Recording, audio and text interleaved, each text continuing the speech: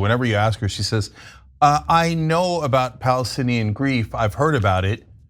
I'm not gonna do anything about it. I'm gonna keep sending bombs to kill your family members. Yeah, Trump would kill more of your family members, so you should vote for me. I'm killing less of your family members. No, that's exactly Biden's policy. No difference at all. Zero. So Ana Kasparian and Cenk Uygur from the Young Turks have basically given up on this election. In this one, Ana goes off claiming that nobody on the left knows how to answer a question, and she believes the Democrats are throwing Kamala under the bus, which is surprising to me knowing how brainwashed and for the left and anti-Trump Cenk Uygur is, but he can't control Ana Kasparian. So anyways, let's go ahead and have a look. Governor, given how unpopular polls show President Biden is, has Vice President Harris done enough to distance herself from President Biden? Kristen Welker repeatedly pressed Pennsylvania Governor Josh Shapiro on the question that has become a huge issue for the Harris campaign. How exactly would her leadership differ from that of Joe Biden's? And I think the way she framed the question there was a good way of framing it, because yes, this election, of course, is between Kamala Harris and Donald Trump, not against Kamala Harris and Joe Biden. However, when you consider the fact that Kamala Harris is Joe Biden's vice president, and when you consider the fact that Joe Biden is an unpopular president, well, she needs to have an answer, and her supporters and allies need to have an answer for this question. Let's see how Shapiro answered it. Kristen, I think what is clear is this is a race, not between Kamala Harris and Joe Biden, but between Kamala Harris and Donald Trump. And on that, there are clear contrasts. Kamala Harris wants to cut taxes for the middle class and small businesses. Donald Trump's tariffs and his economic policies would raise costs for middle class families. I think Kamala Harris has a strong and competent approach to foreign policy to try and calm tensions overseas. Donald Trump just wants to throw a grenade and everything and create more chaos and more suffering across the globe. I think you have a clear contrast on freedom between those two candidates. Kamala Harris wants to restore Roe. Donald Trump brags about how he's ripped away the freedom from millions of women across this country. So listen, I think you have a clear contrast between Kamala Harris and Donald Trump, and voters are going to the polls literally right now all across America, focusing on that choice, not a choice between Kamala Harris and Joe Biden. Kamala Harris does not have a foreign policy proposal. Let's be absolutely clear about that. And all of her statements in regard to the broadening and ongoing war in the Middle East has essentially been in line with what we've been hearing from Joe Biden. So I'm sorry, I can't let that lie stand. She would not calm the situation down in the Middle East. Now, to be clear, I don't believe Trump would either. Trump has just been funded by Miriam Adelson to the tune of $90 million in order to allow Israel to annex the West Bank. But please don't lie about Kamala Harris allegedly having a better plan on foreign policy. She does not. Cut in briefly, let you know that I believe Donald Trump, if he were to win this election, would do the opposite of what Ana Kasparian just claimed right there, right? And that is that he would essentially do what he did last time and remove all the funding, take away all the ability for these terrorist organizations, everybody that is anti-Israel, to earn money. Take away all that, and then they don't have any method or way of funding a war to continue, to allow the war to continue, because without money, Iran, Hezbollah, Hamas would be basically dead in the water. Not to mention, with a couple specific, airstrikes like you did last time with al-Baghdadi and that Soleimani guy, completely cripple their ability from the top and make it to where nobody wants to pick up the reins of that leadership, because they don't want to join those other two in the afterlife, right? It's pretty plain and simple, clear cut and dry. Ana Kasparian is wrong about that. But let's continue. In fact, she can't stand Palestinian protesters at any of her events and brushes them off as if they mean nothing. So that's the reality of her foreign policy. I'm not gonna let someone lie about that. Go ahead, Cenk.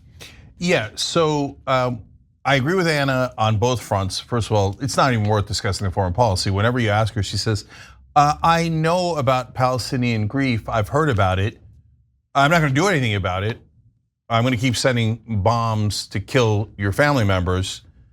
Yeah, Trump would kill more of your family members, so you should vote for me. I'm killing less of your family members. No, that's exactly Biden's policy. No difference at all, zero. So now the reason you have to make a difference between you and Biden is because Biden is deeply unpopular. I know that hurts the feelings of Democratic voters. But it's the truth. But it is the reality, and he's in the low 30s, sometimes high 20s. Countries going in the right direction is at 25%. If you say that, yes, Biden nailed it, we're going in the right direction, you're going to lose the election. That is super clear. So you have to find a substantive way of saying, this is what Joe Biden did, I appreciate him. You don't have to throw him under a bus, right? But this is what I'm going to do. So one easy way to do it is say, Joe Biden, and I'm going to do this instead of, right? But they don't even have and. That is such bad preparation. And it's really, guys, it's not about pleasing us. Who cares about us? You have to make sure that you get the right message to the voters. Otherwise, they'll think you're the same as Biden and they'll vote against you. And that just cracks me up right there, because Cenk Uygur just glazes over the fact that when he says, and Donald Trump will continue doing the same thing. He's going to continue bombing, people's family members. Well, like I just said a second ago, Donald Trump is not going to bomb any of those people's family members unless their family members are the leaders of Hamas, Hezbollah, or one of the terrorist factions, right? Because he will be very specific, and he won't waste all this money and do the typical Democrat thing, which is, oh, there's a problem, let's throw money at it, not conceive any kind of solution, not make any kind of plan. Just more money. Will be liberal with our money, with the American taxpayer dollars, and as much money as we can throw at it. That's how the problem will get fixed, by simply throwing more money at that problem. Whereas, like I said, Donald Trump, oh, we need these 2 missiles, we need these 2 drones, boom, bam, and problem solved. So Cenk Uygur is completely wrong there.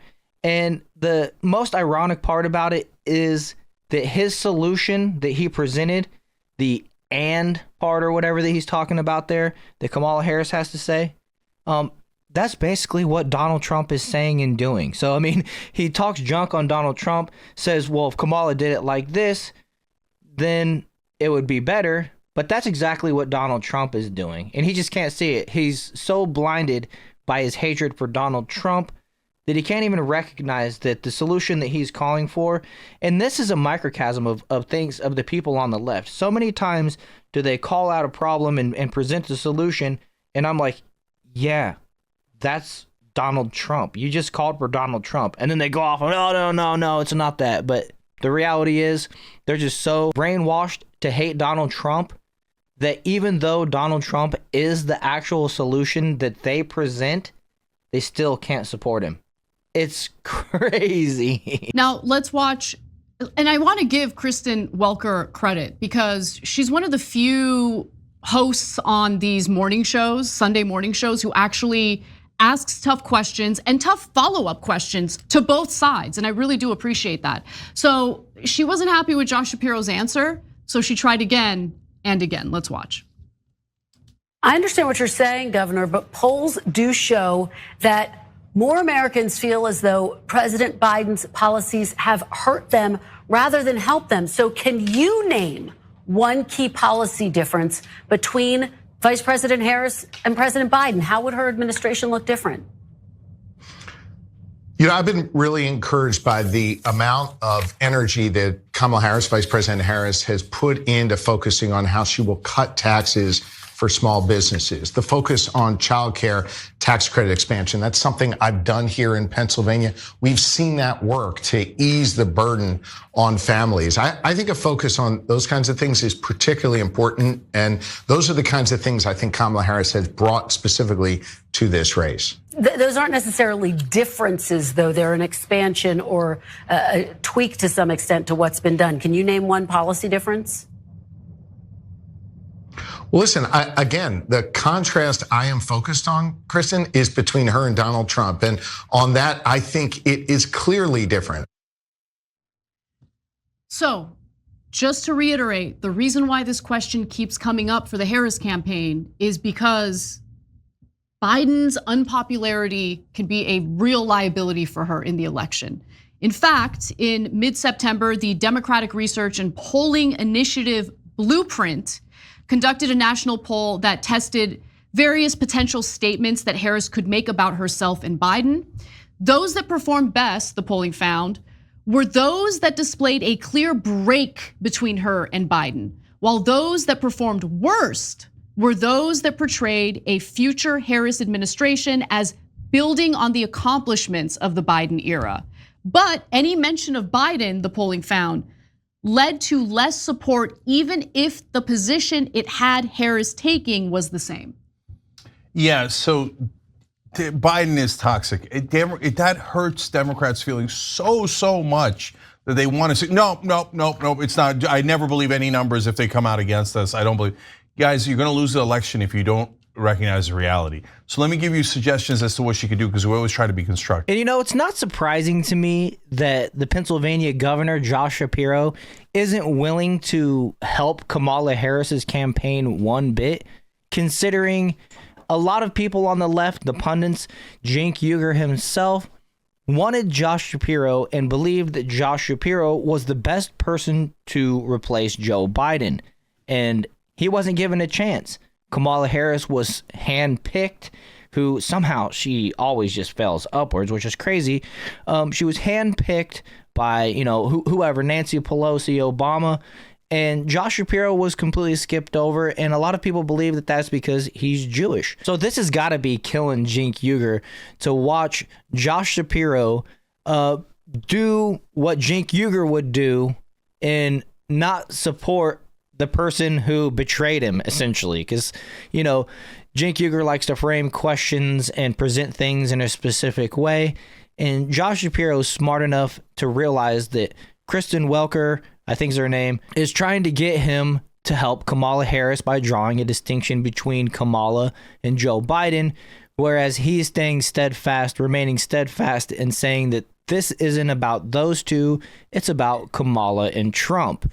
And in my opinion, in the back of his head, he's like, because she's the one that you guys selected, she's the one that you guys support being just selected and appointed. You guys skipped over me when everybody out there, all the pundits were saying my name before Joe Biden actually backed out. And now here you are trying to get me to help her. It's an example of how toxic the Democratic Party is, in my opinion, which is kind of crazy. And, this actually is a decent sign of leadership from Josh Shapiro here, that he's not willing to just fall in line like the typical Democrat. Not that I would support him or go vote for him or anything like that, but the fact that he's going against the narrative, essentially, he's not willing to help Kamala Harris, is a good thing, in my opinion. And it's a sign of a strong man, which any man who is willing to vote for Kamala Harris is not, right? Is not a strong man, regardless of what your wife's boyfriend tells you. Yeah. And with that, I'm just going to ask you guys to go ahead and hit that like button and subscribe to the channel, especially if you are the America First type, because you are in the right place. So show a little love, support the channel, share this video, and ultimately come visit me on Saturdays for my live shows called the Jar Openers Podcast. Me and my co-host go live at 8 p.m. and I'd love to see you guys there. Thanks for watching, and I'll see you guys in the next video.